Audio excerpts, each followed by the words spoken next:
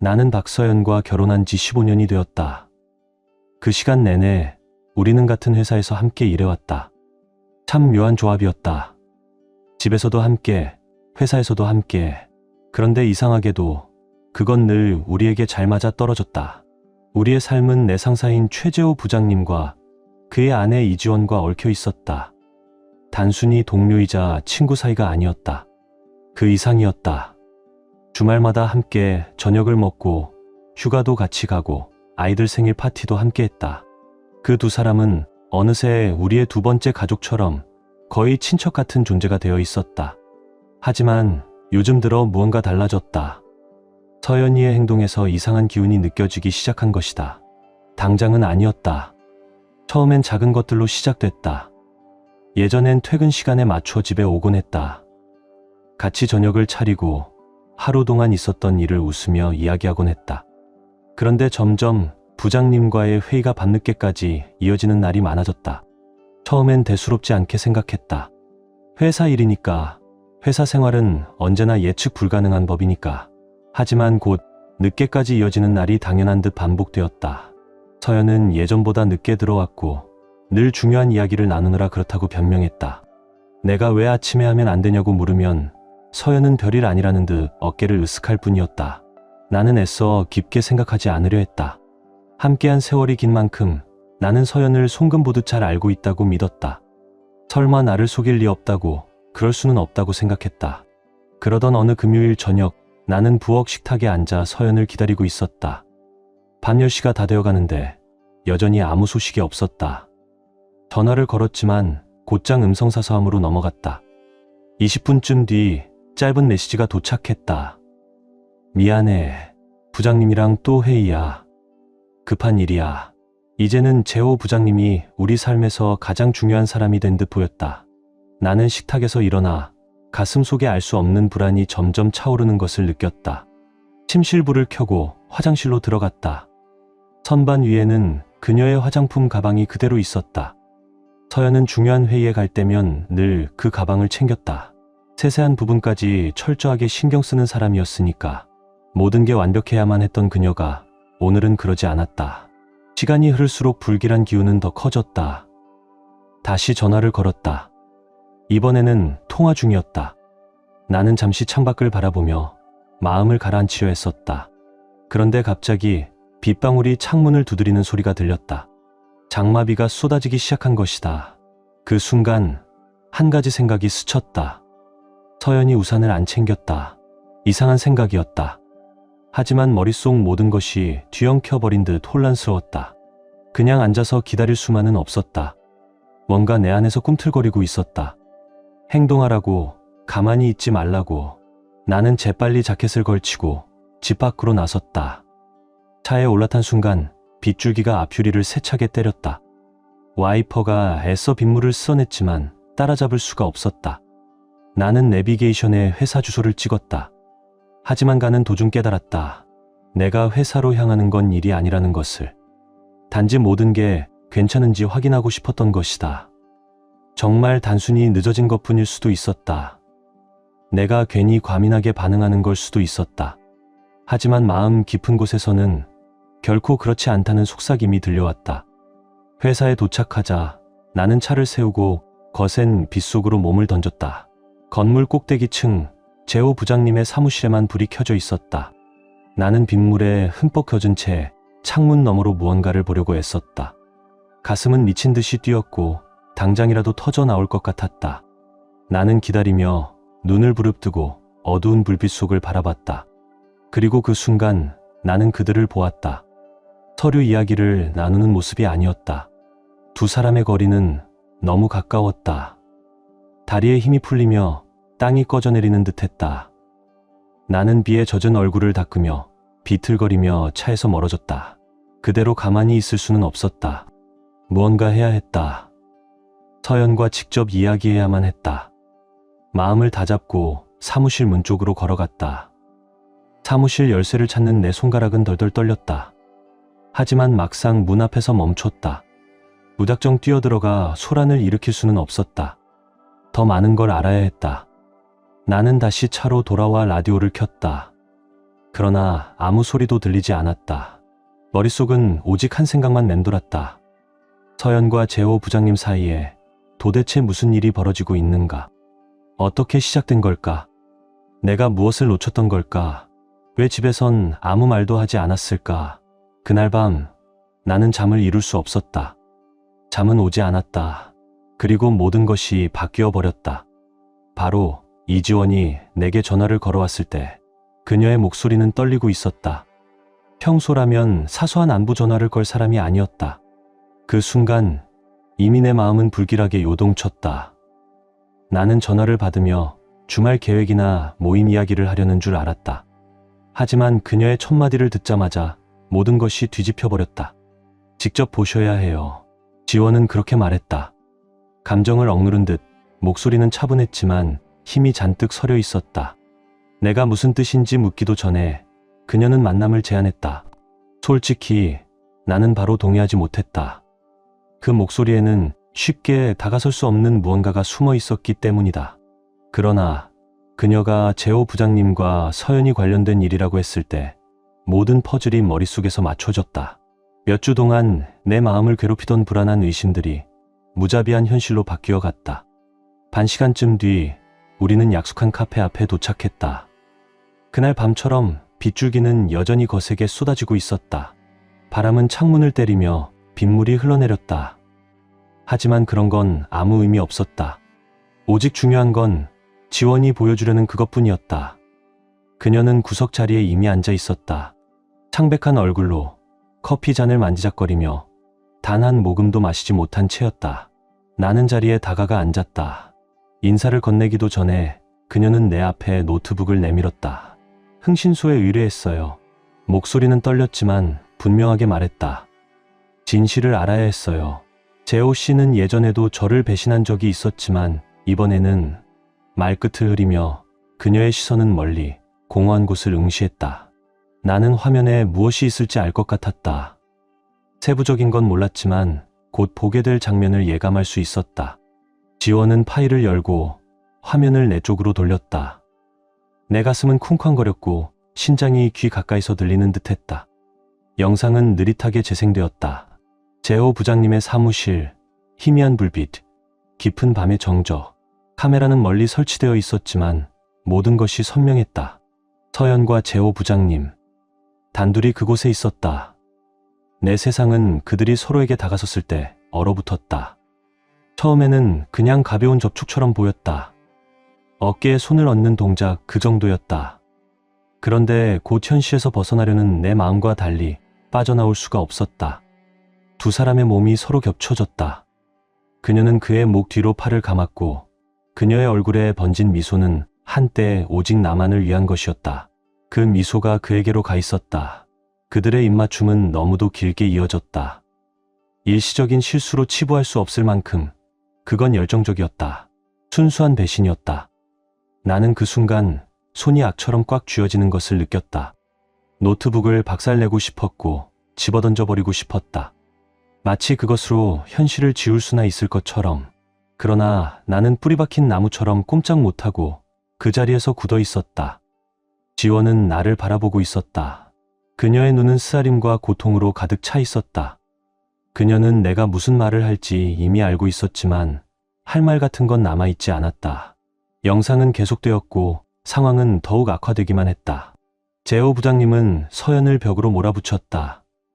두 사람의 움직임은 더 이상 견딜 수 없다는 듯 빨라졌다. 나는 눈을 감고 차단하려 했었지만 그들의 목소리는 모든 것을 뚫고 들어왔다. 그녀의 낮은 신음, 그의 낮은 속삭임. 그건 그냥 가벼운 바람일 뿐이야. 지원은 화면에서 눈을 떼지 않은 채 속삭이듯 말했다. 그러나 내가 그것이 단순한 농담이 아니라는 것을 깨달았을 때 그녀는 흥신소에 의뢰했다고 했다. 몇 달째 이어져 온 일이었다. 몇 달, 정말 몇 달. 그녀는 몇 번이나 나에게 거짓말을 했던 걸까? 늦은 회의, 갑작스러운 전화, 그런 핑계들을 나는 이제 하나하나 떠올렸다. 나는 그동안 어리석게도 그녀를 믿어왔던 것이다. 그들은 내 상사와 나를 배신하고 있었다. 영상이 끝나자 카페 안은 무거운 침묵에 휩싸였다. 숨을 쉴 수가 없었다. 지원은 노트북을 닫고 조심스럽게 테이블 가장자리에 놓았다. 증거는 모두 모았어요. 그녀가 다시 떨리는 목소리로 속삭였다. 그런데 이제 어떻게 하지? 내 안에서는 말이 나오지 않았다. 분노와 고통의 폭풍이 끌어올랐다. 소리치고 싶었고 뭔가를 부수고 싶었다. 그러나 내가 할 수 있는 것은 그저 앉아 허공을 바라보는 것뿐이었다. 이대로 둘 수는 없어. 지원은 거의 애원하듯 내게 말하며 눈을 맞췄다. 그들은 우리에게 이 사실을 숨길 수 있다고 생각하겠지만 우리는 진실을 알고 있다. 문제는 이제 우리가 무엇을 할 것인가였다. 그녀의 말은 내 가슴에 울림을 주었다. 우리가 어떻게 할 건가? 내 머릿속에 하나의 생각이 피어오르기 시작했다. 나는 직접적인 대결을 준비할 수 없었다. 그냥 서연에게 가서 말로 해결하자고 할 수는 없었다. 아니었다. 나는 그들이 내가 느낀 고통을 똑같이 느끼게 만들고 싶었다. 그리고 그 방법을 알고 있었다. 복수하자. 나는 조용히 말했다. 내 목소리가 낯설게 느껴질 정도로 거의 알아볼 수 없을 만큼 낮게 나왔다. 지원의 눈빛이 변했다. 거기엔 두려움도 슬픔도 아니었다. 새로운 무엇이 반짝였다. 차가운 분노와 결합된 결이었다. 그녀는 고개를 끄덕였다. 그 순간 우리의 계획은 서서히 모양을 갖추기 시작했다. 아직 모든 세부는 정해지지 않았지만 한 가지는 분명했다. 그들은 오래도록 통제하고 있다고 생각하지 못할 것이다. 카페에 앉아 우리 둘 사이에는 팽팽한 침묵이 흘렀다. 계획은 완전하지 않았지만 우리 중 누구에게도 되돌아갈 길은 없음을 각자 알고 있었다. 나는 지원을 바라보았다. 그녀의 얼굴에는 나와 똑같이 단단한 결의가 서려 있었다. 우리 삶은 이미 산산이 부서졌지만 냉정하고 신중하게 행동한다면 상황을 통제할 수 있을 것 같았다. 그게 무슨 뜻이야? 그녀가 물었지만 나는 그녀의 눈에서 이미 이해하고 있다는 것을 볼 수 있었다. 우리는 소란을 피우지 않을 거야. 내가 말하기 시작했다. 소리 지르거나 맞서 싸우지는 않아. 그냥 평소대로 행동해라. 그들이 가장 방심하는 순간 우리가 덮치면 돼. 그럼 그걸 어떻게 하자는 거야? 그녀의 목소리는 낮았지만 차가운 확신이 담겨 있었다. 그들은 스스로를 촬영했지. 그치? 나는 노트북을 향해 고개를 끄덕였다. 그들은 아무도 모르게 자신의 작은 비밀을 감출 수 있다고 생각했다. 우리는 똑같이 해줄 거야. 다만 이번에는 반대편에 서는 기분을 맛보게 해줄 뿐. 지원이 커피 잔을 옆으로 밀치고 몸을 앞으로 숙였다. 내가 말한 건 우리가 그 장면을 촬영해서 보여주자는 거야? 나는 다시 고개를 끄덕였다. 계획은 머릿속에서 점점 맞물리기 시작했다. 모든 퍼즐 조각이 조금씩 제자리를 찾아갔다. 우린 조잡하지만 효과적인 복수를 할 생각이었다. 상처가 제일 깊이 남는 곳을 노려야 해. 나는 말했다. 우리가 하는 방식대로 그들도 똑같이 보게 만들자. 그들의 은밀한 만남처럼 우리도 모든 걸 촬영하고 나는 말을 이었다. 때가 되면 영상들을 동시에 그들에게 보낼 거야. 지원은 말끝을 흐리며 창밖으로 비가 유리창을 두드리는 풍경을 바라봤다. 그녀가 다시 나를 보았다. 미쳤어, 이거. 하지만 곧 숨을 내쉬며 그래도 나도 동참할게. 라고 말했다. 마치 모든 의심을 떨쳐버리는 듯한 순결이었다. 그녀의 눈동자에선 내 안에서 타오르던 것과 같은 불꽃이 일렁였다. 우리는 더 이상 피해자가 아니었다. 상황을 장악할 자들이 되어가고 있었다. 언제 시작하지? 그녀가 물었다. 나는 비웃음 섞인 미소를 지었다. 빠를수록 좋아. 나는 답했다. 그날 저녁 날씨는 음산했다. 마치 자연조차 우리가 하려는 일을 알고 있는 듯했다. 지원과 나는 그녀의 거실에 앉아 있었다. 불은 낮게 꺼져 있었고 무거운 침묵이 공기를 채웠다. 나는 카메라를 손에 쥐고 설정을 확인했다. 모든 게 완벽해야 했다. 실수는 용납할 수 없었다. 지원은 왔다 갔다 하며 우리 계획의 세부 사항을 짧게 중얼거렸다. 정말 확실해? 마침내 그녀가 멈춰서 나를 바라보며 물었다. 목소리는 낮았지만 그 결의는 흔들리지 않았다. 응. 나는 짧게 대답하며 카메라에서 눈을 떼지 않았다. 그들은 우리에게 선택권을 남겨두지 않았다. 그녀는 속으로 싸움을 마친 사람처럼 고개를 끄덕이고 소파에 앉았다.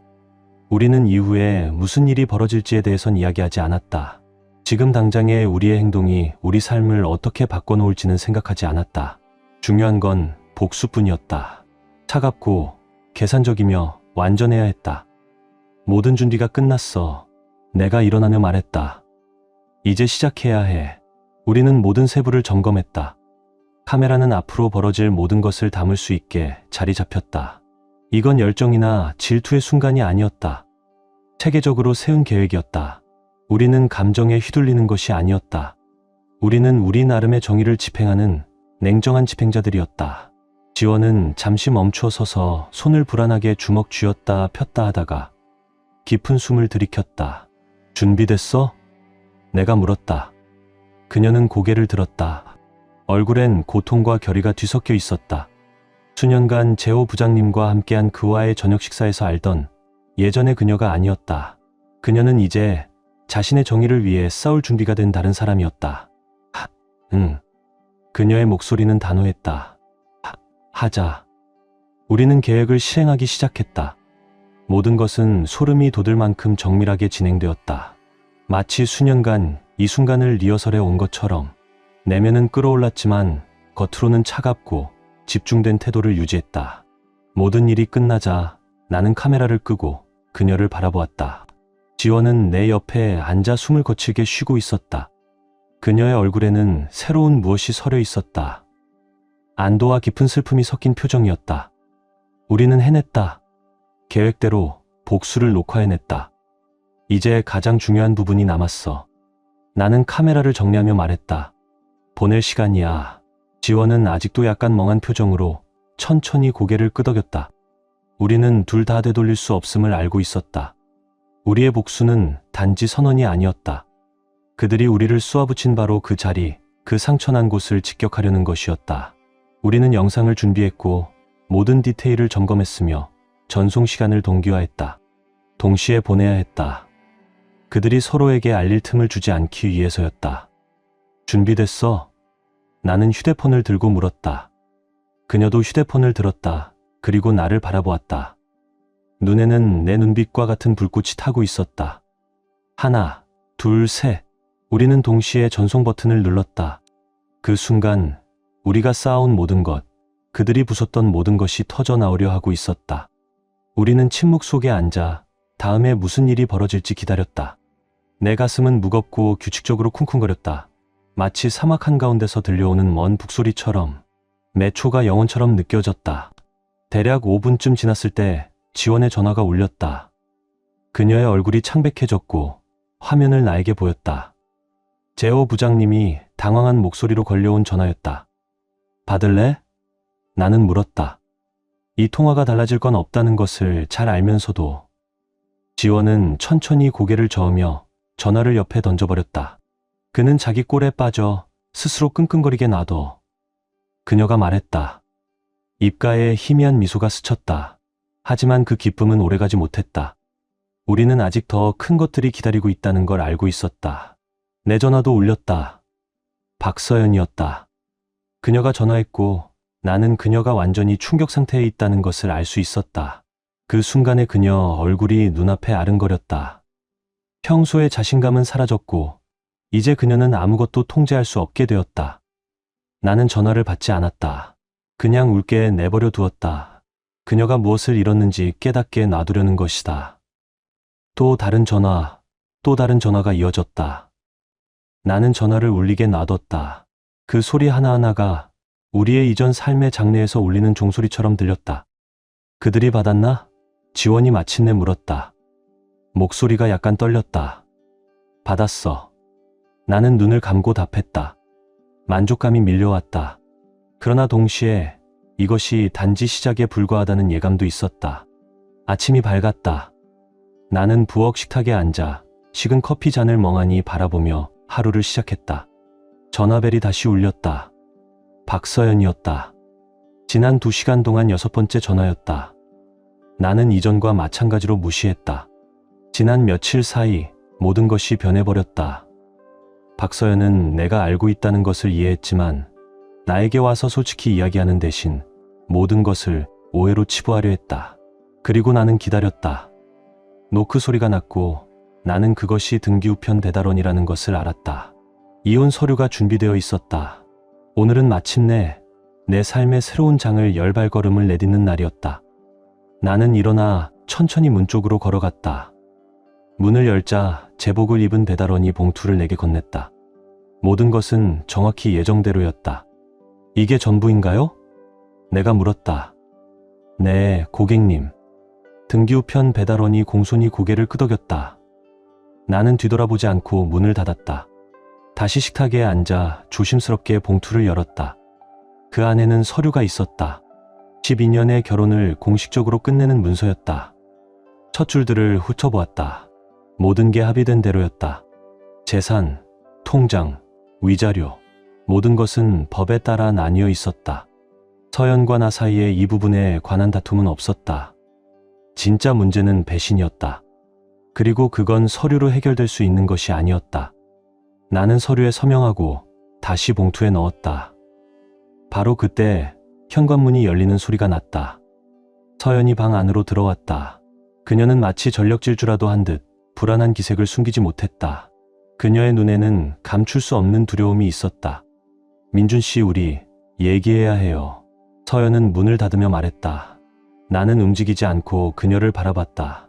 이제 와서 얘기해도 늦었어. 나는 차갑게 대답했다. 말로는 바꿀 수 없는 일이야. 그녀는 다가와 식탁 맞은편 자리에 앉았다. 그리고 손을 서류 위에 올려놓았다. 정말 이혼까지 하겠다는 거예요? 민준 씨, 그게 전부 오해야. 보이는 것처럼 심각한 게 아니야. 그녀의 목소리는 떨렸고 나는 그녀가 필사적으로 무언가를 고치려 애쓰고 있다는 걸 볼 수 있었다. 보이는 것처럼이 아니라고? 나는 눈을 똑바로 바라보며 치밀어 오르는 분노를 느꼈다. 이건 단순한 착각이 아니야, 서연. 몇 달 동안 내 등 뒤에서 이어져 온 일이었어. 그런데 지금 와서 전부 실수였다고 말하겠다는 거야? 서연은 서류에서 손을 떼고 불안하게 머리카락 한 가닥을 귀 뒤로 넘겼다. 그녀의 손가락이 떨리는 게 보였다. 그건 그냥 약한 순간이었어. 그녀는 거의 속삭이듯 말했다. 나도 어떻게 이런 일이 일어났는지 모르겠어. 나랑 재호 부장님, 그건 아무 의미도 없었어. 정말이야. 나는 웃었지만 그 웃음엔 기쁨이라고는 없었다. 우리의 결혼을 박살내고 내 상사와 바람을 피우고 그런데 아무 의미도 없었다고. 그걸 내가 믿을 거라 생각해? 서연은 벌떡 일어나더니 얼굴이 창백해졌다. 민준 씨, 제발 내가 실수한 거야. 하지만 고칠 수 있어. 우리 12년을 이렇게 버리면 안 되잖아. 나는 자리에서 일어서며 차갑고 단호한 눈빛으로 그녀를 바라봤다. 12년을 버린 건 내가 아니야. 너야. 그 순간부터였어. 내가 나 대신 그 사람을 선택했을 때. 그녀는 한 발 다가왔지만 나는 뒷걸음질 치며 더는 가까이 오지 못하게 막았다. 그녀의 눈에는 눈물이 맺혔고 두 손을 들어 나를 멈추려는 듯 했다. 내가 잘못한 거 알아. 하지만 그건 단 한 번이었어. 단 한 번. 그녀의 목소리는 감정에 휘어져 터져 나왔다. 나는 분노를 참지 못했다. 내가 바보로 보여? 난 다 봤어. 몇 달째 계속된 걸 알고 있어. 내가 집에 늦게 들어올 때마다, 회의라며 둘러댈 때마다 다 거짓말이었다는 걸 알아. 어떻게 나한테 그럴 수 있어? 서연은 침묵했다. 이제 그녀도 자신의 변명이 더 이상 통하지 않는다는 걸 깨달은 것이다. 이제 그녀의 시선은 방 안을 이리저리 헤매며 마치 도망칠 출구를 찾는 듯 했다. 민준 씨, 서연은 더 말을 잇지 못한 채 더듬거렸다. 그 순간 내 휴대폰이 다시 울렸다. 화면에는 최재호 부장님의 이름이 번쩍였다. 나는 서연을 그리고 휴대폰을 번갈아 보았지만 전화를 받지 않았다. 그녀는 누군지 알았고 한 발자국 뒤로 물러나 두 팔로 스스로를 감싸 안았다. 마치 현실이 점점 다가오는 것을 막아낼 수 있기라도 한 듯이. 그럼 이제 어떻게 되는 거야? 그녀는 마침내 속삭였다. 절망이 가득한 눈빛으로 나를 바라보며. 나는 침묵했다. 답은 이미 분명했고 그녀 스스로 받아들여야 했다. 방 안은 고요했고 그 고요가 우리 사이를 채웠다. 서연은 내 눈에서 이해나 용서를 찾으려 했었다. 하지만 거기엔 아무것도 없었다. 남아있는 건 그녀가 재호 부장님을 끌어들임으로써 스스로 만들어낸 공허함뿐이었다. 민준 씨, 제발. 그녀의 목소리는 힘없이 거의 애원하는 듯 했다. 한 번만 더 기회를 줘. 우리 고칠 수 있어. 나는 여전히 침묵했다. 내 안에서는 폭풍이 몰아쳤지만 그녀의 말은 공허하게 울렸다. 이미 너무 많은 말이 오갔고 너무 많은 것이 부서졌다. 나는 이미 결정을 내린 상태였다. 나는 창가로 걸어가 빗물에 젖은 거리를 바라봤다. 삶은 마치 아무 일도 없었다는 듯 흘러가고 있었다. 사람들은 인도로 걸어갔고 차들은 빠르게 지나갔다. 누구도 이 집 안에서 무슨 지옥이 벌어지고 있는지 알지 못했다. 끝이야. 서연. 나는 조용히 말했다. 고개조차 돌리지 않고 이제 고칠 수 있다고 가장해도 소용없어. 그녀는 아무 말도 하지 않았지만 그녀의 호흡이 흐트러졌고 눈물이 흐르는 걸 나는 느낄 수 있었다. 이 순간은 반드시 있어야 했다. 나는 놓아주어야 했다. 나는 다시 식탁으로 가 이혼 서류가 담긴 봉투를 집어들었다. 다 서명했어. 내 변호사가 내일 법원에 제출할 거야. 곧 모든 게 끝날 거야. 서연은 한 발 다가와 떨리는 손을 뻗어 내 어깨에 닿으려 했다. 하지만 나는 몸을 비켜 그녀가 나를 만지지 못하게 했다. 이것이 마지막 경계였다. 그녀가 넘어설 수 없는 선. 내가 잘못했어. 민준 씨, 제발 당신을 잃고 싶지 않아. 그녀의 목소리는 절망으로 가득했다. 무언가라도 붙잡아 이 순간을 막으려는 듯. 넌 이미 날 잃었어. 그를 선택한 순간부터 나는 그녀의 눈을 똑바로 바라보며 말했다. 그리고 지금 내가 무슨 짓을 해도 그건 변하지 않아. 그녀의 얼굴은 고통으로 일그러졌고 결국 의자에 주저앉아 머리를 손으로 감쌌다. 나는 그녀 옆에 서서 시간이 끝없이 늘어나는 듯한 감각을 느꼈다. 이것으로 끝이었다. 모든 게 끝났다. 나는 재킷을 집어들고 문 쪽으로 걸어갔다. 민준 씨 가지 마. 그녀의 목소리가 갈라진 채 뒤에서 들려왔다. 하지만 나는 멈추지 않았다. 문은 무겁게 쾅 하고 닫혔다. 그것은 내 삶의 한 장을 끝맺는 마지막 마침표 같았다. 앞에는 새로운 장이 기다리고 있었다. 아직 쓰이지 않은, 그러나 분명 존재하는 이야기. 내 발자국 소리는 젖은 보도 위에서 둔탁하게 울렸다. 그리고 빗물은 한때 우리의 삶이었던 모든 잔해를 씻어내려 가고 있었다. 이야기의 끝. 오늘 이야기는 여기까지입니다. 만약 이 이야기가 여러분의 감정을 흔들었다면 좋아요로 응원해 주시고 댓글로 여러분의 느낌을 나눠주세요. 여러분의 반응이 저희 이야기가 더 널리 퍼질 수 있도록 도와줍니다. 이 채널을 처음 찾으셨다면 구독 버튼을 눌러 우리 커뮤니티에 함께해 주세요. 여러분의 응원이 저희에게 새로운, 흥미로운 이야기를 계속 만들어갈 힘이 됩니다. 끝까지 시청해 주셔서 감사합니다. 다음 이야기에서 다시 뵙겠습니다.